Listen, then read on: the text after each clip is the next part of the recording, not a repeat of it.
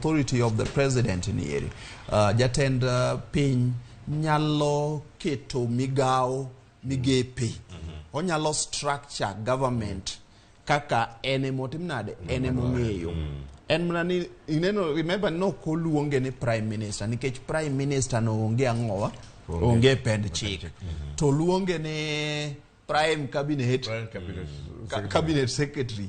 It doesn't matter nying moluonge goeko, but the executive authority rests with the president under Article 132. Koro that executive authority, president noero nyalo chano sirkande kaka en mong'eyo, tek ni okotuomore gi pend chik gi chike mamoko, kaso tek ni gigo eko ma sirkal dwa timo otimore e yo makare.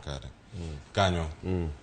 Puotho mantiere sani, kiwacho nitie jotelo mamoko manyaka sani waneno kapod nigi buche momako gi e doho ma pacho ka. Wadhi neno jotend migepe manigi thuolo malach